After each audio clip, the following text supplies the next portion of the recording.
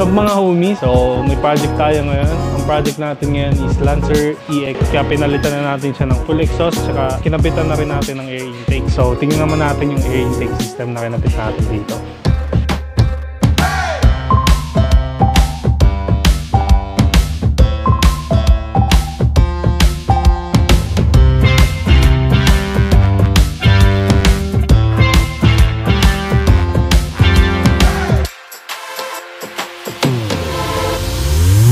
What's up mga homies? So may project tayo ngayon. Ang project natin ngayon is Lancer EX.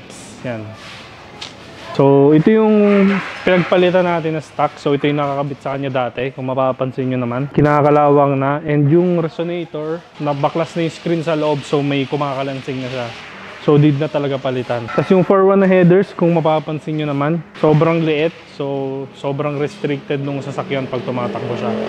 Kaya pinalitan na natin siya ng full exhaust, tsaka kinabitan na rin natin ng air intake. Tapos yan. So ito yung project natin na Mitsubishi Lancer EX. So kinabitan natin siya ng HKS Dual Custom Muffler. So yan, kung makapansin nyo dito, may dalawang HKS muffler tip, dalawang custom muffler. Kasi gusto nila boss, medyo maingay yung tunog ng kakalabasan na itong auto nila. So ito yung kinabit natin dito. So, dito naman, ito yung pinaka-wide pipe niya, 2.5 inches pipings para maganda pa rin yung hatak ng sasakyan. 304 stainless. So kung mapapansin nyo naman yung fitment ng exhaust natin, walang tatama at walang sasayad dyan. Tapos dito, naglagay pa rin tayo ng resonator niya. So hindi tayo nagtatanggal nito kasi pag tinanggal natin to, iingay na yung sasakyan pero wala siyang hatak. Tapos kung mapapansin nyo rin dito, naglagay tayo ng flexible pipe since nagpalagay si boss ng 4-1 headers. So yung flexible pipe, yan sasalo lahat ng vibration para hindi masira yung mounting ng headers natin. And para may konting play lang yung exhaust natin. So tingnan naman natin yung air intake system na kinabit natin dito. So kinabitan natin siya ng air intake system kung mapapansin nyo naman dito.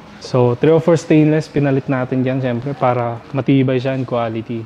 So yung filter na ginamit natin is KNN filter. So makakatulong to para mas makakuha pa ng hangin. So itong air intake system makakatulong din to para lumakas yung power ng makina natin. So ngayon, pakinggan na natin ano magiging tunog nito.